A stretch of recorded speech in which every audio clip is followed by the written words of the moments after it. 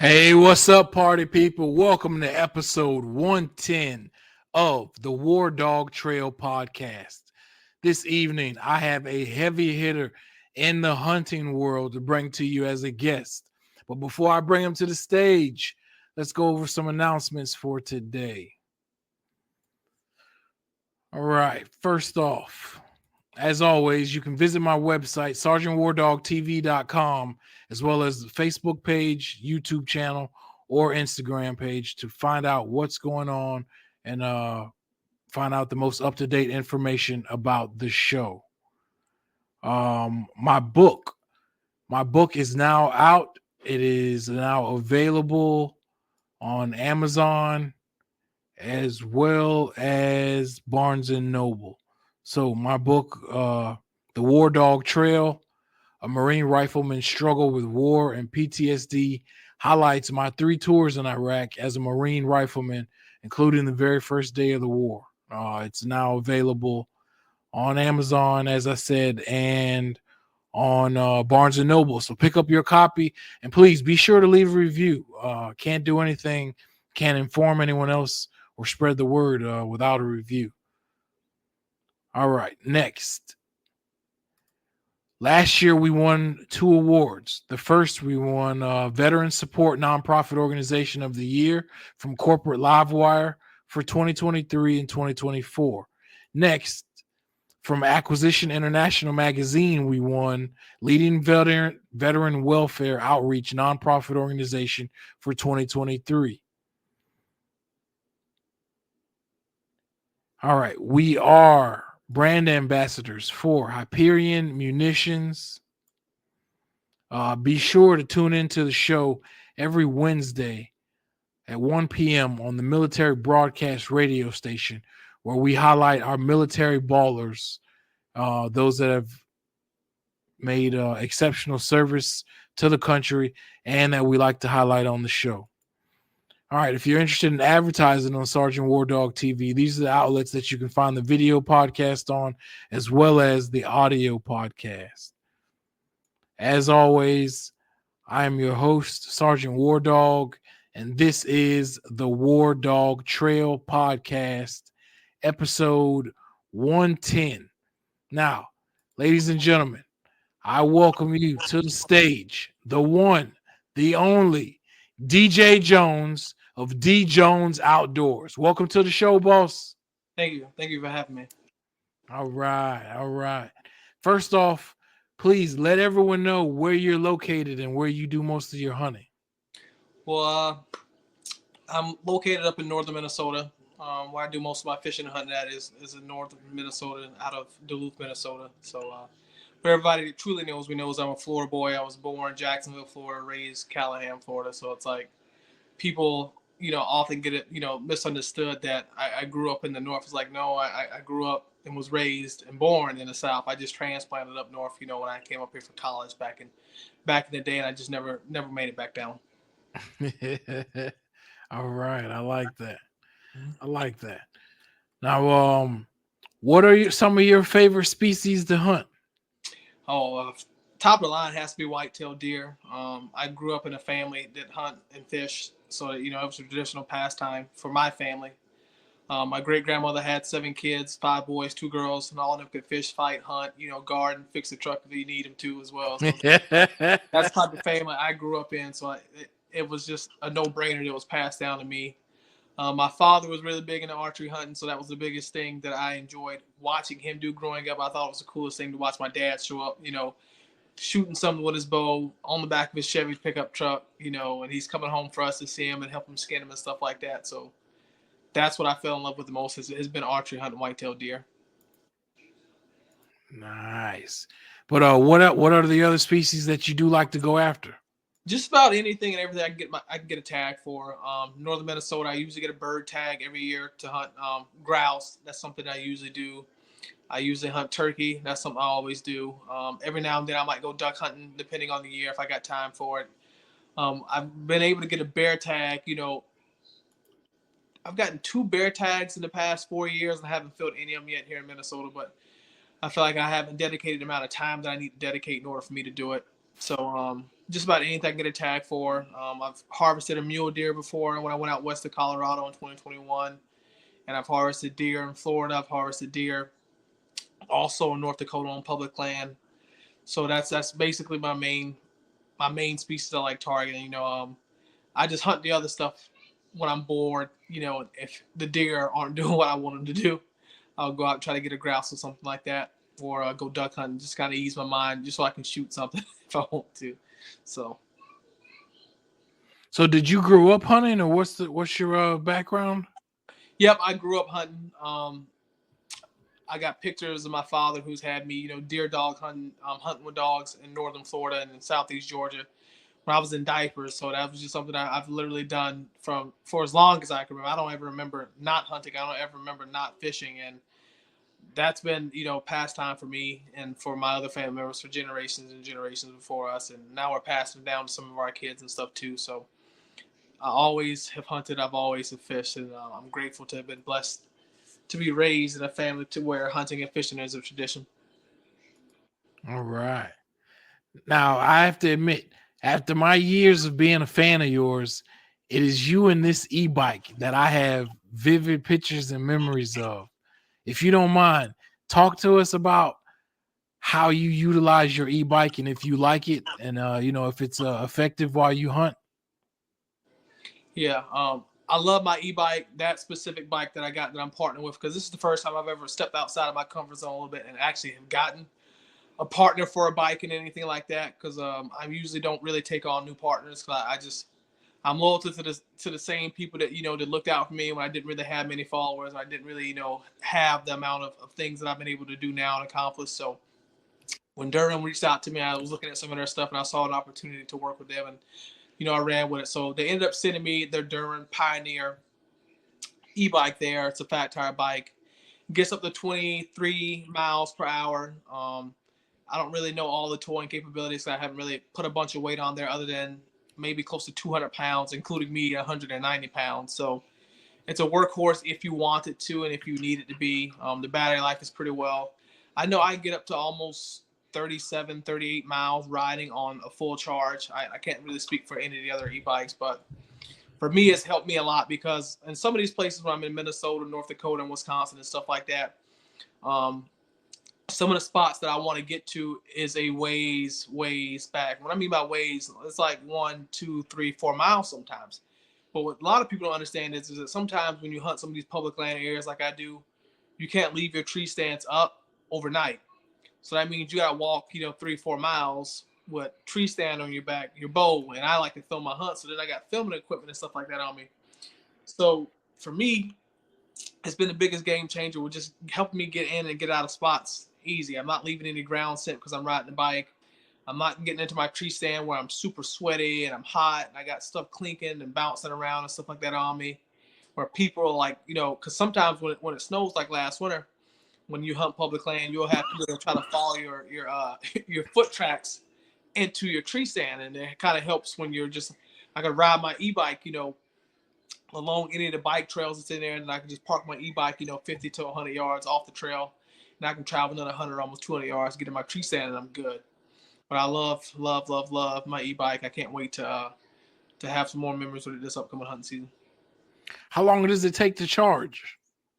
For mine, I want to say it takes up to maybe 5 hours, close to 6. And have you ever had it run out on you during a hunt, or it's pretty durable? Yeah. Oh yeah. I get up to 50 ride, like almost up to 50. Out of the box, you're supposed to get up to 50 miles riding on a single charge, and I've tried to kind of like track it using one of my hunting applications, Onyx Hunt. So even in doing that, I can try to track the mile from where my truck is to where the tree stand was and the trail cameras I got, and then back. And however many times I'll try to ride it without a charge, I'll try to track it that way. But the most I've ever gotten down or up to without having to recharge has been, I think, 40 or 41 miles. All right. Now I gotta let you know, this is primarily a show for veterans, hunters, former law enforcement, executive protection people, that sort of thing. Yep. But what it was for me was that hog hunting really mimicked the type of operations that we used to do at night in Iraq. So hog hunting has really become one of the most therapeutic things for me that I could ever have come across. Being able to use night vision again, being able to use thermal vision again. Yeah. So that's a big reason why I incorporate hunting and hunters so much into this show. And so I really wanted to tell you that since I've been a fan these past few years, I enjoy watching the way you go after it and the way you get after it, man. You do it the right way. You're obviously one of the few black hunters and black outdoorsmen that are out there in your area that are doing it so well. So I just want to give you my hats off and salute to you as to why, why I look up to you so much and wanted to have you on the show, bro. Thank you. And I just appreciate, veterans like yourself and those that haven't even served yet, and those that will serve, and those that have served and gave their life for our country. Because that was something that I had aspired to do, but then due to some medical stuff, I wasn't able to get accepted.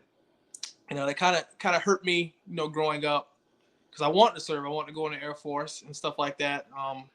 My great grandmother had 5 kids, and out of her 5 boys, 3 of them went into the different branches of the Army: 1 Marines, 1 Navy. So I was going to be the first one to go into the Air Force, I guess. But but those kind of plans kind of halted me. But then I was able to still, go ahead and chase my dreams in law enforcement, by working as a police officer and working in corrections as well. So I was able to get a little bit of both, but neither one of those jobs was as fulfilling as I thought it would have been to actually to have served my country. So, I admire a lot of you guys when I get to talk with veterans. They get to tell me stories and stuff about that, knowing that I wish I could have had some of those same experiences and stuff too. But I understand that God wrecks our plans for his. So there you go. I can't dwell on it too much. I've learned over the years to accept that God wrecks our plans for his, and he did that for me. So with him doing that, I want to say that I'm living the best life that he had imagined for me. Because, I know sometimes we try to go against what God has already, taken away from us. We continue to pursue things like he will let us run ourselves in the ground or in the dirt. So I'm just grateful and thankful. Right on, bro. Right on. So you're saying you do have a background in law enforcement and corrections? Yep. Oh, all right. That's cool, bro. I never knew that part about you at all. Yeah. It's something I really don't talk about, because like in my mind, I guess I didn't do it as long as I wanted to do it. So do I really need to talk about it? Like, or should I really even talk about my experiences in it? Because some of the people that I work with from a law enforcement is an officer perspective. I love the guys that I work with. I love the department that I work with. But I feel like because it took me so long to get into it, like as in graduating college, getting my degree, building up a work history, getting a few years and life experience under my belt, and then getting into it, I feel like I gave it a perspective that it was going to change my life. Go out and do all these incredible things within the community. But then it's like, reality sets in where it's like some people are judging you based off of experiences that they've had with other law enforcement members, or right, the racism that you're getting from other people because, like, you're black, why do you want to be a police officer? Or, oh, you want to lock this guy up, you want to lock that guy up. And then I jumped into corrections, and I got into corrections, and it was like, corrections was good. I was working with at-risk youth and stuff like that, here locally within Duluth, Minnesota. And working in there, like, they were severely short-staffed. And my biggest thing, as I've gotten older, is like I've really, really valued, and I've always valued my time with my kids, but the place of employment for the Department of Corrections in Minnesota that I was working for, they were trying to take advantage of my parenting schedule and stuff like that. So I had to tell them, like, hey, like, this isn't going to work out for me. You guys told me you were on my parenting schedule. It's like, you guys are scheduling me outside of my availability. This isn't going to work. So sometimes I kind of have like that bitterness because, like, I didn't reach the heights that I wanted to reach within my career as a police officer or as a corrections officer. It kind of irritates me at times, but sometimes too I still have to tell myself, God led me down those paths and let me experience those things because he's got something better in mind. So I just keep trying. I'm happy. I got good health for the most part. I try to take care of my kids.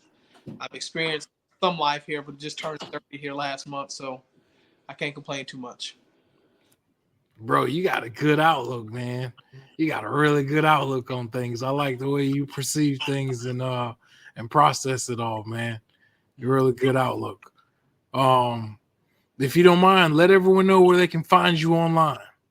Oh well, you can find me online on my YouTube channel at D Jones Outdoors, my Instagram channel at D Jones Outdoors. And you can find me on TikTok, as David J Jones Jr. I know recently there's been a video that has surfaced of me, rescuing a child's life in the middle of St. Louis River as he was in the process of drowning. This went for 30 plus million views within like the past few weeks. And a week ago, I had someone else tag me in it for 19 million views. So the video of me rescuing a kid that had drowned in the water has resurfaced. So that's what a lot of people know me from now is from me, kayak rescue hero. So that's been something that a lot of people have been following me for now. Damn, bro, congratulations. That's what I'm talking about. That's the kind of selflessness that I knew. That's why I had to have you on the show, man. I knew there's something about you, bro. There's something about you, seriously. Yes. Do you mind talk about this rescue attempt? I mean, this successful rescue.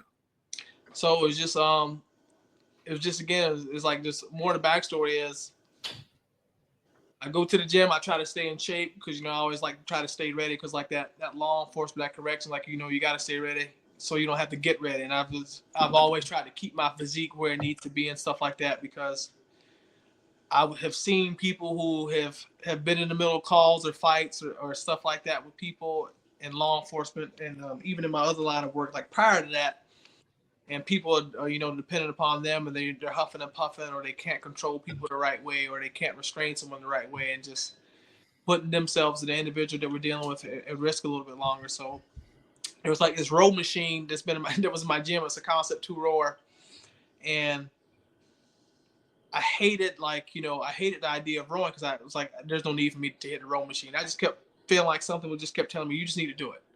So I kept rowing, 500 meters a day within 5 minutes. Every time I go to the gym, I'd row 500 meters within 5 minutes on the Concept 2 rower. And I would put it at the most resistance that I can get at the max, so it will burn my arms out, my back, and everything else out too. So this is in maybe January. So in the middle of July, it was actually July 5th. I ended up watching a video of a guy who has a big, fishing company and stuff like that that's on TV. He went fishing to a local river, and I was like, oh, you know what? I'm gonna give that a try. He posted a video on his YouTube channel, so I went to that same exact river. I get there. There's a husband and wife couple sitting on the dock. There's another husband and wife couple with a kid sitting on the bank, and there's another sailboat that's out maybe 50 to 60 yards in front of the dock. And in front of the dock, there was another boat that came in and came out. And I kayak fish, and I always try to make sure that I'm bringing my GoPro and stuff with me because that's how I get a lot of my content out there is by bringing my GoPro because it's just easy. You just get it set up how you want to set it up, and then you just hit record. And that's it. So I'm fishing in the river. I hook into a fish. I want to say it was a sturgeon, which is a fish that I don't even target, but I was on the river, so you can catch them even if you're trying not to intentionally. But in the middle of catching this fish, I just happened to look up and I see like a dad, he's pulling up his anchor, his kid's still in the water. But I didn't really think anything of it. And next thing I know, maybe 5 or 6 minutes later, I hear the scream, and I look up, and I don't see the boat anymore. And I look to my right where the scream came from, and I see there's a kid. It's like he's getting taken away by the current, going upstream and stuff like that. And anybody that has any history in swimming in any type of tidal water system or something like that or inlet understands that you still have like the river's actual current and then you got the undercurrent that's below that you can't see. And the actual current, even in the video from a lot of people that I have to try to explain this to, you will see the water is pushing me back, towards the bank, but the kid is getting drawn out deeper into the main current by the undercurrent because he didn't have the strength to swim back to shore, whatever it was. But I ended up popping my line, getting to the kid. The kid was in distress. It looked like he was in the earlier stages of hypothermia, where it's like his lips and stuff were blue, hands and stuff like that were blue and stuff as well. And he's very frantic with me. He's panicking and stuff like that. So I ended up using a little bit of de-escalation to get him to calm down. ended up, making a couple of jokes to make light of the situation and understanding that, that he was going to be okay. He was going to be safe. And I ended up getting him all the way back to shore. And once I got on the shore, I found the elderly couple who was able to kind of get him warmed up and stuff like that. And then we contacted 911. 911 came and they told us that, a father and a daughter had drowned in that same exact spot on the river, exactly a year ago. Almost, it was like a year, maybe 4 days from the date. So it wasn't just too far away from that. And Oh, wow. yeah, so I ended up posting a video to my Instagram the next day. And the video, like, on my page caught fire. The next thing I knew, all these media outlets and stuff were messaging me on Instagram and stuff, and calling me and texting me asking for interviews and stuff. Because to me, it didn't seem like it was like a big deal or anything like that. I just did something that I wish somebody would do for me and my kid if I had put my child in a situation like that, But everybody else, kind of seemed it was a big deal. But to me, it was just I just didn't want that kid to drown in the water. And then I'm one of the last people that could have helped him, and I couldn't have made it there because I wasn't in shape or because I wasn't paying attention, And Right. all of a sudden, it all made sense, why I was getting drawn to this concept two roar that I hated, and I'm doing it, every workout. I'm rowing 500 meters within 5 minutes, and you just couldn't understand it, right? But I think back to that day, how God Yeah. had prepared me before that. So now I'm rowing to get to this kid, and it's no issue. Yeah. And it's no issue because I've been hitting the concept two rower for months. Right. And it's just something I've learned as I've gotten older to kind of put that faith and put that trust in God and stuff like that. Sometimes when I had that gut feeling, because I had a gut feeling, I need to go fish the river. I had a gut feeling to hit the concept two roar, and then I get to the river that day, and then all that stuff happened, and everything kind of made sense, though. So it's been a blessing. Amen, bro. Amen. Mm-hmm. You can you talk about how the outdoors are therapeutic for you? I mean, it's therapeutic for me in a way where it doesn't matter what I have going on in life, whether I either got a girlfriend or I'm in sports playing ball, or I had family things going on where I wasn't getting along with my dad or my mom, or if I was just feeling alone and stuff like that. I could always go out, go hunting, go fishing, and then focus on that and be fine. That's been something to me that I always try to encourage people, that may be going through some forms of anxiety or depression or something like that. Go hunting and go fishing, right? Get out there, tap in with nature, catch a fish, go out and try to harvest deer, go out and try and, harvest a duck, a grouse, turkey, or whatever it is for that season that you feel like, you can actually get your hands on, you can actually catch, go out and do it. Because all it takes is just something to kind of get you a little bit distracted, and then you'll forget what your reason is and the problems that even brought you out there. And that's why I love it. Damn right, bro. Damn right. What can we expect from D Jones Outdoors in the future? I'm hoping to get a little bit more active on YouTube and stuff like that. I get a lot of messages daily where people tell me they want to see a little bit more content because they think I'm funny, because they think I'm a comedian. I'm like, I'm the type of guy where it's like I just be dead serious and people think I'm funny. Then I have to spaz for somebody to take me serious. I don't know. I just try to get people more content. I work a lot. I'm a behavioral health technician, so I work with people who have mental health issues and crises and stuff like that, and multiple comorbidities and stuff. So I work a lot of hours because there's not a lot of people in our field here in northern Minnesota. So, and when you're good at it, they try to make you, do your job and do everybody else's job too. But with every job, it's always pros and its cons. And I'm just blessed to have a job. I'm blessed to work the hours I'm able to work, and I'm blessed to be able to make impacts in people's lives, each and every shift. So I try to get out as much content as I can and put it out on either TikTok or Instagram or YouTube, or all three if I can, depending on whatever that the video is. But that's where people can try to find me at, try to get a little bit more of my information. Have you, in your line of work, have you had much experience with veterans and PTSD? Oh, yeah. You mind talking about that? Because this is the show for that. Yeah. What I usually see with a lot of veterans that they come in with PTSD, it's just the shock of, going out and fighting for your country, but then you come back, you can't even find a job. Or if you do find a job, they want you to be open and honest about the PTSD. And then when you're open and honest about the PTSD, from time to time, you get targeted by some people. targeted by some organizations, or they'll try to use the PTSD or the aggression or anything that you may have brought them back. Since you tell them that you're a veteran, they will try to use it against you. You know, I've seen it where you've had some people that have came into our doors where they've had family members who, you know, who tell them that they wish they would have died. You know, they should have never came back. Or we've had it where they left, went to war, came back, and then, you know, wife ran off with somebody else, or children disowned them. Like all these other things that will lead into, you know, severe anxiety, you know, on top of the PTSD, which is already enough in itself, depression, which is already enough in itself. And I don't think that it's veterans get enough of the support that they should in our country, just based off all the, you know, the conversations and experiences that I have with people and working with people that are veterans and stuff. You know, they need more. They need more help. You know, I know the thing is nowadays is to try to discredit people and their experiences and stuff. And with some, you know, subjects when it comes to certain people, yeah, I feel like it's a good thing to do. But when it comes down to people being veterans and dealing with PTSD, I don't feel like that's something that we should, you know, one, take lightly, or should it ever be discredited. I feel like there should be more information. There should be more resources available to all those that have served, you know. And it's unfortunate because, you know, even for those that we do see that come to seek, you know, our mental health services, how many more didn't seek our mental health services, and they've, you know, committed the ultimate sacrifice, and they've ended up, you know, committing suicide. Right. Right. Right. Like, you know, so a lot of times when I talk to veterans, you know, I thank them for showing up, because how many veterans, you know, committed suicide today? So you don't give up on yourself. You came here. Let's get you the help you came here for. So I don't want to see you, you know, in the newspaper. Exactly. I don't want to read your obituary.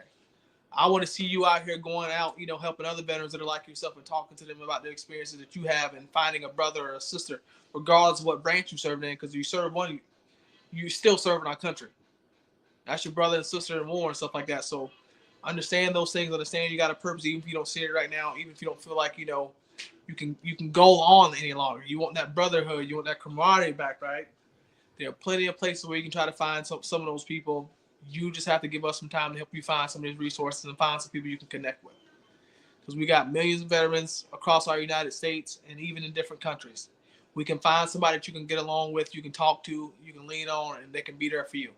I love it when I get to try to tell them some of the resources and stuff like that, like the Wounded Warriors Project and stuff, products and stuff like that. We got people that put veterans on free hunts. They take veterans on free boating trips. So even when it seems like sometimes to them that I don't got anybody that'll help me with anything, man, I used to hunt and fish, but you know what? Now I don't got anywhere to go hunting and fishing. Okay, well, let me grab one of my phones here real quick. Let me look up some information, see what we can find for you, see who I can get you in contact with. And then I get to use what I do in the outdoors to help set somebody up with a veteran hunt or a veteran fishing trip, right? So it's all those things that I love and that I get to enjoy doing. But I just wish that we could have a little bit more information and a little bit more resources available for veterans that weren't so hard to get. You know, I don't like the fact that, you know, that there are certain tests or marks that they have to go through in order to receive this benefit or to have this surgery or to get this medication. And it's like, you guys didn't make them do this before they went and served our country. Right. Why did they have to do it now for the benefits or the consequences for serving for our country? Now, when you say consequences, right? The reality that comes back with you from serving our country. Because not everybody that goes to war makes it home. And even those that come home from war, they don't come back, you know, the same way as they left. Right. And I don't know. Sometimes it irritates me. Sometimes I bump heads with our man because I feel like we can do more. And it just seems like with all the resources that we got and people that we have around our country, we don't have any one just uniform level where everybody can join and they have the utmost resources for veterans locally, regardless of they got a criminal history or regardless of how many years they've been gone or haven't been active or etc. Get them help. You know, I see too many veteran signs of people that are sitting on the side of the highway. Veteran served this many years, need food, need job, need help, need housing. And then we have people that, you know, that at my place, because I work at a hospital, it's like, you know, we turn them away from our unit, but we get veterans and stuff like that that need help. We turn them away, but we'll take people that don't really need the help as much as this veteran does. Yeah. Oh well, this person has PTSD. They're aggressive, has a violent history. So I don't think we're gonna take this one. You're gonna take the little old lady that fell and broke her hip and says now she no longer wants to live. But this veteran who hasn't had a meal or food or drink of water in about 4 days, you're not gonna take him because he's saying he's gonna kill himself because he's aggressive. He's got this kind of history. He's a veteran, right? But it's just all those types of things that I see sometimes when some of our veterans come through our doors and stuff like that there at the hospital. And I always try to make sure that I treat everybody properly. And anytime anyone tells me they're a veteran, I'm automatically going to thank them because I wish I would have been able to have the opportunity to serve as if they, like they did, right? I wish sometimes, and at one point in my life, I kind of wish that I grew up in a different area where the requirements to get in weren't so hard. Didn't matter what you had, they were taking you as long as you were alive and you had a pulse and you can come on. Right? Now they want you, no surgeries, no major illnesses. You got to pass this test, you got to pass that test. And for me, I got discredited for having, a hernia surgery and documented asthma, which, I've never even had an asthma attack. And I had a, hernia surgery before the age of 1. So it's like, y'all won't let me serve because of this, But that's a little bit of my personal backstory and stuff like that. But as I got older, I learned, to kind of to live with it, do that kind of thing.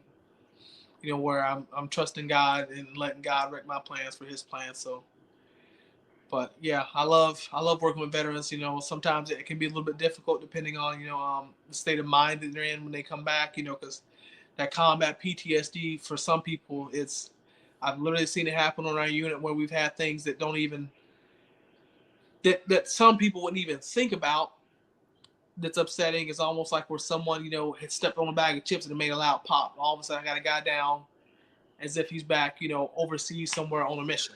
Now he's hiding behind something because he heard the pop. That his mind just got triggered. Yeah.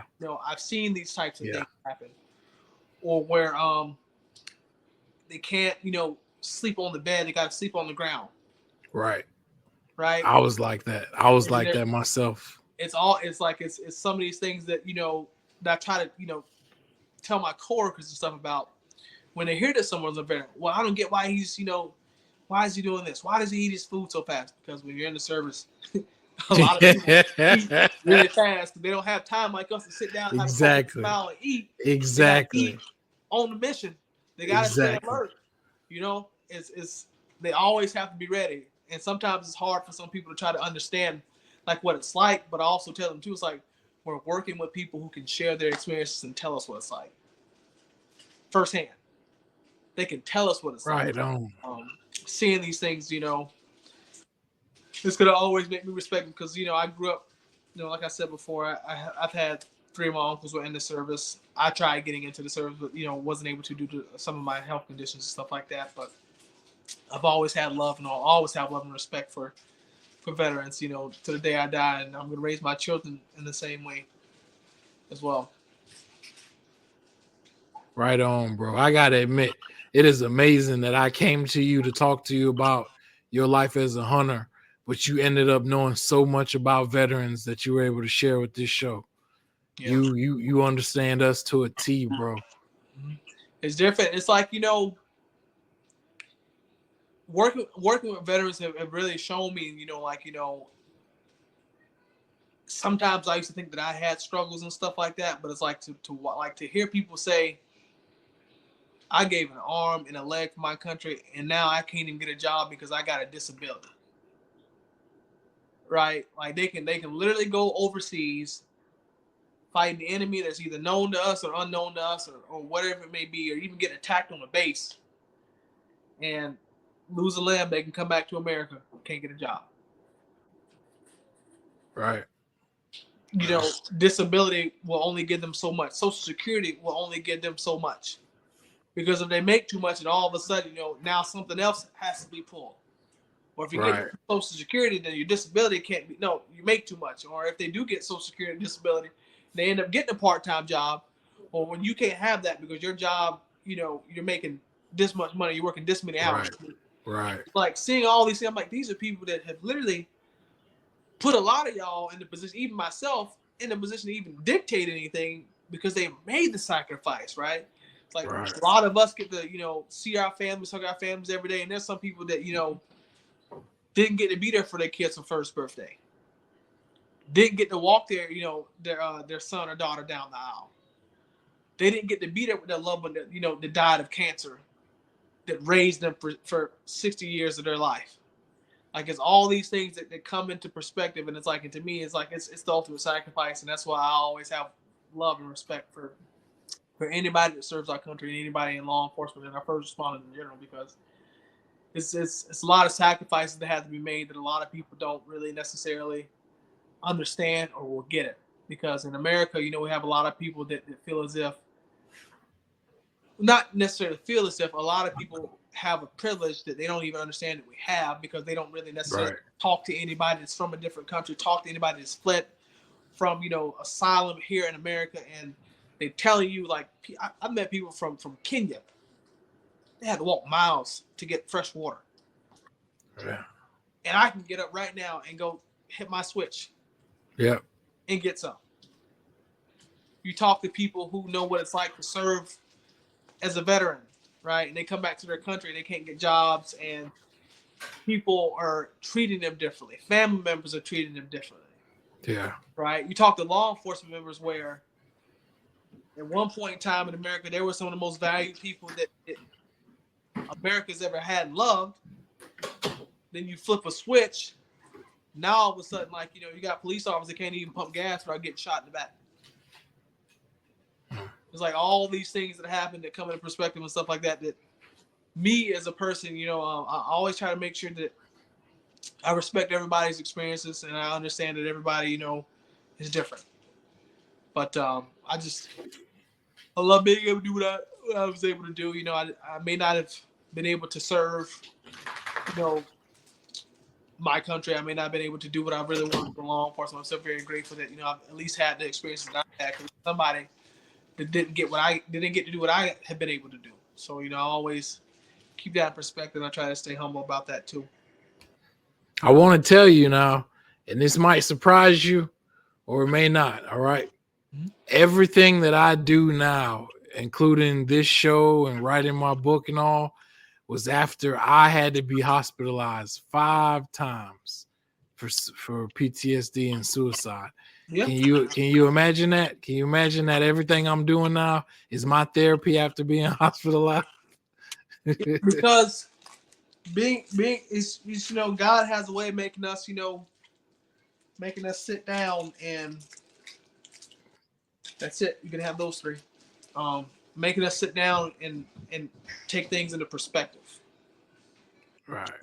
And it's oftentimes when it's like he takes everything away from us so he can have our attention. He isolates us so he can have our attention. It's like you see it time and time again with certain people, where you watch these people that, they're the biggest and the best sports star, in a certain sport, right? All of a sudden, they get an injury. And now they humble. Now they ain't talking as cocky as they used to. They have all these rich people, right? Some of these rich people from time to time, they 0 to 100 million, filing for bankruptcy. Now all of a sudden they're acting different, right? Like it's I don't know, like it's funny, how God always takes what He loves away from us in order to to isolate us and to humble us.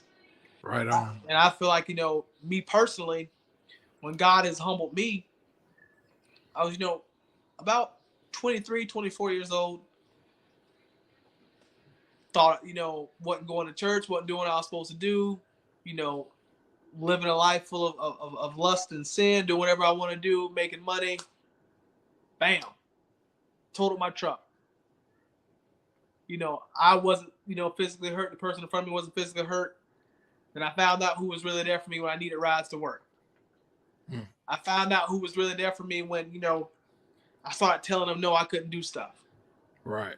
I found out, who was really there for me, when I thought you were my buddy from law enforcement because we did this many calls together, we did this and we did that, but now you're not texting me, responding back, right?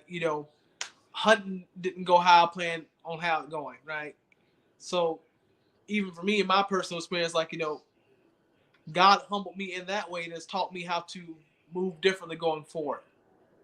Thanking him when I'm in good health when I got and when things aren't so good, going Right. to church when I'm supposed to, read my Bible when I'm supposed to, praying when opportunities and stuff come versus me doing what I want to do. This is what I feel like doing. I'm not gonna pray about this. This is what I want to do. I have people hit me up for TV shows. Hey, would you like to do this TV show? Yeah, sure, I'll go on it. I'm already agreeing to it, not even understanding that, I may not have the PTO for this. Why am I going on this TV show? Is this something God wants me to do? Is this something I want to do? Like, no. Go play.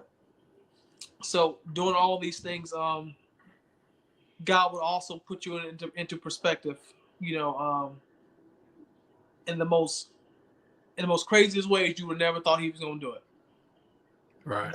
He will have people that will send messages to you that will come directly from him, from people who you didn't even think it was supposed to come from. And it's crazy. Like I've had people that have walked up to me before, never seen him before, never met him in my life. Hey, I've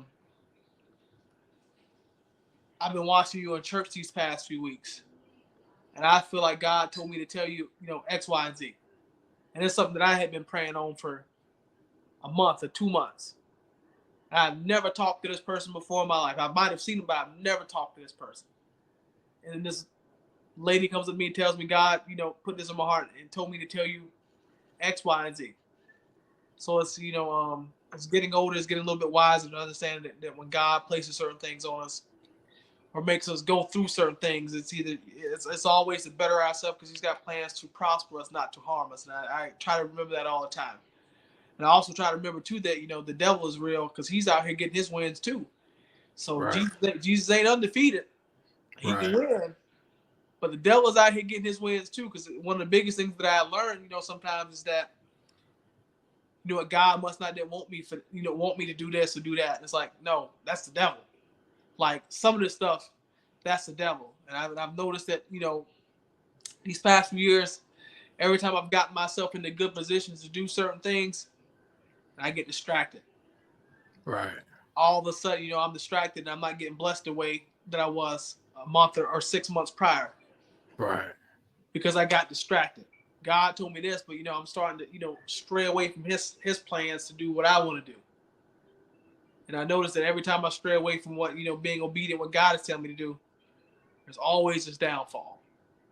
But when I stay where I'm supposed to be at and do what I'm supposed to do and stay focused on what I'm supposed to be focused on, everything is always not as bad, but everything is always good. I'm okay. Right on. I'm emotionally okay.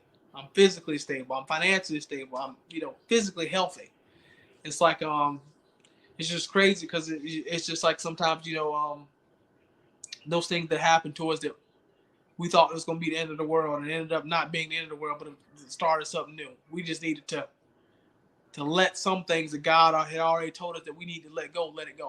And we didn't let it go. True that. Now, to finish us off, I just want to ask you about your traveling and hunting. I've seen times posts where I think you were going to like North Dakota or other places like that. I just wanted you to hear you talk about you traveling and hunting. Yeah, traveling to North Dakota for me, like that's one of my favorite places to go hunt at. Makes me feel like I'm in a Western. Because one of the things that I hated growing up was that I never really seen a lot of black people in Westerns. I'm like, man, we got all these brothers. I don't see no brothers. Like Billy the Kid, all these other guys, they can't be the only gunslingers around here. Like we gotta have some brothers with some gunslingers. Now either somebody gotta write something or I got to go play in something in audition because this ain't it. Yeah. And every time I go out west, North Dakota, you got these big cottonwood trees, vast fields and everything else like that. It make me feel like I'm in a Western. So I love going out to North Dakota and stuff like that though too. I've been going every year since 2022. I went 2022 and I got a nice 10-pointer that year. I went 2023. I didn't really see much, but I ended up hunting some different areas. So sometimes, like, when you take that gamble, you take that risk to hunt new areas. Sometimes that's just what it is. Like, as promising as some areas may be, they don't always pan out. Then I traveled to Wisconsin. Wisconsin is just from the border. Northern Wisconsin is only maybe about 30 minutes away from my home. Okay. Got places maybe an hour, almost 2 hours away that I love going to. When it comes down to outside of that, I've hunted in Colorado in 2021 when I won a free mule deer hunt. My hunt was featured on the Sportsman's Channel. All right. And I'm planning on going back out there in August. I want to try to get some tags there, depending if I draw. I'll try to get back out west to Colorado. Then I grew up hunting in Florida, and I grew up hunting in Georgia. I hunted in South Carolina once, so those have been the only states that I've hunted in so far. But I love traveling to hunt these new states because it's just new experiences and new environments. I noticed that a lot of these guys that I'll see that that have harvested more deer than me, most of those guys do it full time. And most of those guys, have the big partnerships and the big sponsorships and stuff too, because they hunt for a living. So they Right. literally go from state to state. They don't have unlimited funds, but they got certain outfitters they'll go to per year. And it's great watching them have those experiences. But I enjoy watching people on YouTube and stuff too that may not have the partnerships and the sponsorships and stuff like that. They would just go out there and just grind just like I do. They got jobs just like I do. They got families just like I do. Right. They do whatever they got to do to get it done and be happy. And that's what I enjoy seeing too. I enjoy watching other people travel and hunt as well. But I'm definitely hoping that I can get back out to my usual states: Minnesota, Wisconsin, and North Dakota. And I kind of want to add in Colorado and add in maybe Illinois this year too. All right. And so you've been on the Sportsman Channel. So what's the media exposure that you've had? What are all the channels you've been on? Well, when I saved a kid in the kayak, that was probably the most I've ever been in the media, because I think it's funny that in July of 2022 I was on local television and national television at the same time. It's like I had my hunt airing on the Sportsman Channel, and I had my kayak rescue interviews that were playing on some of the local channels across Minnesota and Wisconsin. All right. And some other places. But the exposure has been pretty great. The Sportsman Channel was an episode where it was a lifelong dream, which is making it on the Sportsman Channel or the Outdoor Channel, where it's like growing up as a kid, I used to wonder why I didn't really see a lot of black people hunting on TV. I'd only see like white guys doing it, or Hispanic people doing it, or anybody other than black people doing it. And to sit back with my daughter and stuff and have her sitting in my lap as I'm watching TV, I don't even think she understood that your daddy is on TV hunting. Like, he's on the Sportsman Channel. I don't even think she understood. It's like, that was crazy to me. Yeah. Like, it was surreal for me to believe that was me, because like we did the hunt in 2021, but it didn't air till 2022. And it's like, I got my daughter with me on my lap as I'm watching myself on national television, something that I dreamt about as a little kid. And my dad, I know. Well, maybe one day, like, you can get some sponsors and be on the show. And it's like, to actually have that happen, have my dad watch it, have my uncles, watching and stuff too, family members, and think how proud and stuff they was of me to have something like that happen. And for me to not only get on the show, but actually to get a great mule deer, it's like that was a bonus. Like, I was happy just in general, just being there. But I got there and killed an animal on my second day, and I was the only person that killed the deer that trip. All right. Out of all three of us, and some of those guys stayed there for almost 14, almost 15 days. Oh wow! And I was the only one to harvest something. I did it on the second day. So it was meant to be, bro. It was meant to be. Yeah, that was a major blessing. Major blessing that happened. But that's probably the most. I guess the most I've ever visibly been anywhere was that summer, July 2022, where I was on local and television on top of the Sportsman Channel. So that was a big blessing. All right, bro. Do you have any closing words, any final thoughts for the viewers and listeners?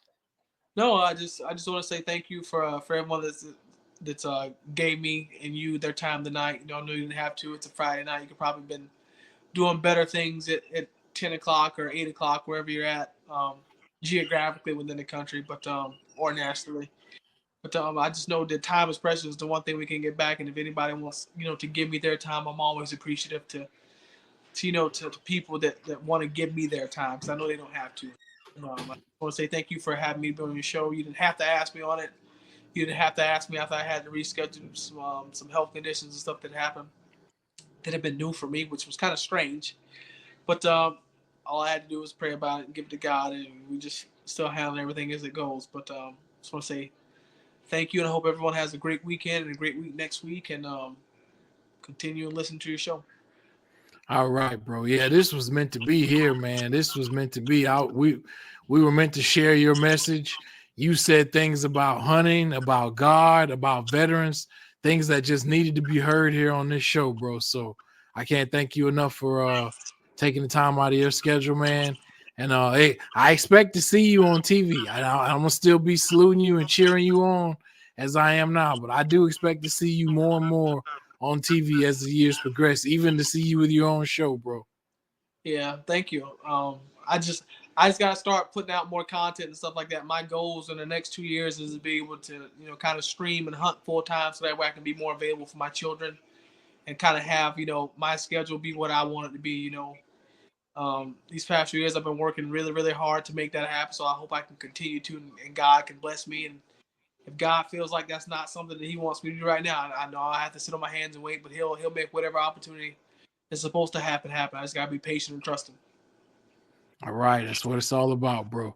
All right, you have a good night, ladies and gentlemen. This is DJ Jones from D Jones Outdoors, one of the greatest Black outdoorsmen in our country today. Check him out on Instagram as well as YouTube, D Jones Outdoors. All right, you have a good night and have a good weekend, bro.